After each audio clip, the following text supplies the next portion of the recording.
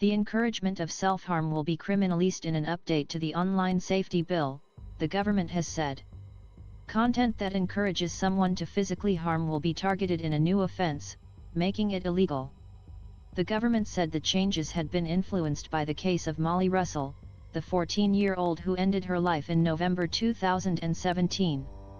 Culture Secretary Michelle Donnellan said she was strengthening the bill to make sure these vile acts are stamped out. "I am determined that the abhorrent trolls encouraging the young and vulnerable to self-harm are brought to justice," she said.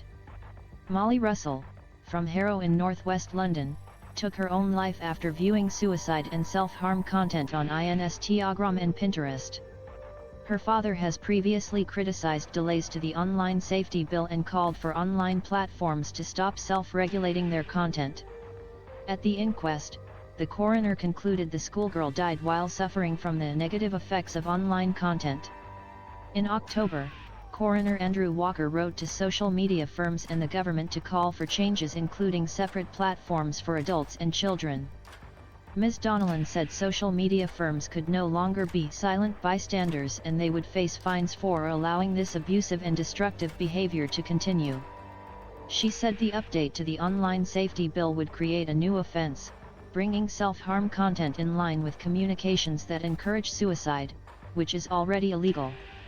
The amendment would mean social media platforms would be required to remove self-harm content and any person found to have such content would face persecution. More details about the maximum penalty would be published in due course, the government said. The NSBCC's Richard Collard said it was good news the government was recognizing the dangers of children being exposed to online content promoting self-harm. But he said a culture of compliance and accountability from technology firms that have allowed this type of content to spread like wildfire was needed. The online safety bill is due to return to Parliament in early December, following a number of delays. The Digital Department said it could not say when the amendments would be tabled. Earlier this week the government announced other new offences being added to the bill that would crack down on the sharing of intimate images without consent. Representatives from both Pinterest and Meta, Instagram's parent company, gave evidence during Molly Russell's inquest.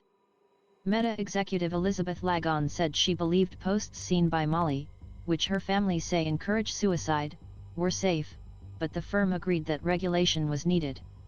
Judson Hoffman of Pinterest told the inquest the site was not safe when the schoolgirl was using it. The company said it was committed to making ongoing improvements to help ensure the platform is safe for everyone.